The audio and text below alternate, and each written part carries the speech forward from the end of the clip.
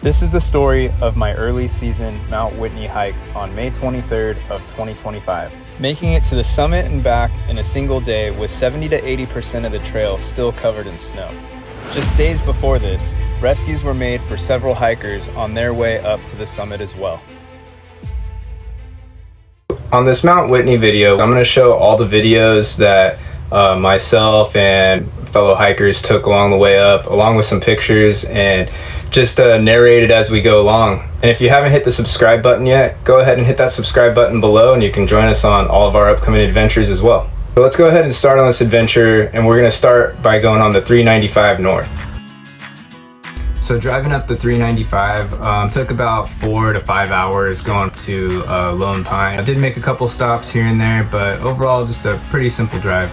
We ended up camping just outside of Alabama Hills area, pretty scenic area, the mountains right behind.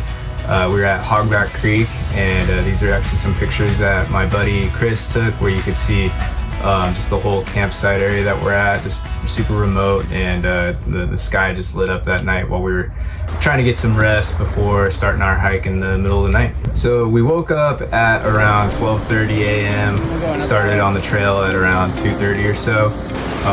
Here's the video where you can see some of our first water crossing that we went through. Just it was really only about a mile or so in that there was a little creek that we had to cross, and then before you know it, there's snow on the sides and on the trail, and just snow the rest of the way.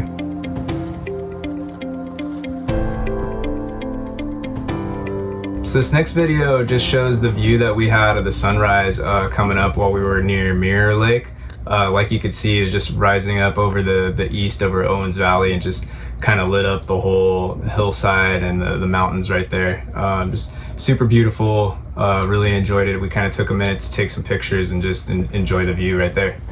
And this next shot's just walking through, I think we were close to Trailside Meadow here, which is about halfway as far as miles go, but time-wise it's definitely nowhere near halfway up to the summit. And as the snow started to get heavier, you could see in this picture there's a whole hillside just that's totally covered with snow with a little trail carved out. So this section right here is shot from trail camp, and it's looking up towards the 99 switchbacks, or in this case the chute. So the chute's to the right, it kind of pans around right here, and you can see, I think we zoom in on it, yeah, right there. So that's the chute that we had to go basically straight up. It doesn't look too steep right here, but it's a good 45 degrees for about a mile or so. And here's a picture of it, just a couple of pictures along the way up. One looking back down, and then just this video panning around, and right here you can kind of see the steepness more and just how high up we've come since we started it. That was definitely one of the hardest parts, although I wouldn't say it was the complete hardest. Just came up that side, right, Frank? So this is the view from once we're up at the top of the chute, just kind of looking over. It was definitely worth the trip up. You get to the top, you're looking out over into the sequoias, you're looking all down through the valley that you just kind of climbed up through. Just a picture of me after making it up the chute and just on Trail Crest, and I'm glad to have made it up there. While we're going along Trail Crest, there's these areas that they call the windows, where they're just basically big spaces in between peaks that, pretty sure it's like a straight down drop right there, but the view is amazing, and you can kind of see it here in this shot.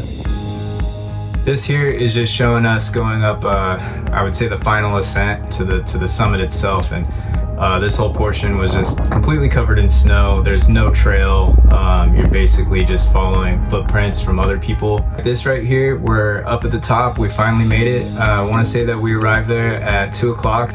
Definitely an amazing view. You could just look north and see all the Sierras covered. You can see in the pictures here as well. I got some pictures looking north, pictures looking out over Owens Valley. It was just a very awesome moment. Definitely very thankful, and it just really gives you the concept of the power that God has to think of how high up this mountain is standing above everything else, and that right there it basically just drops down to the desert. We're only on the summit for 30 minutes. We turned around and started making our way back down.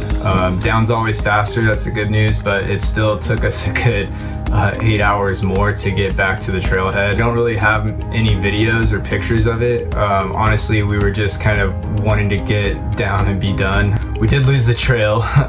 We got a little bit lost on the trail on the way down. Luckily, we did catch that. Knowing that there were rescues made earlier in the week was something that made us want to make sure we turned around and traced our steps back to where we actually need to be. So it did add a little bit of time, but I think in the end it was the safest choice.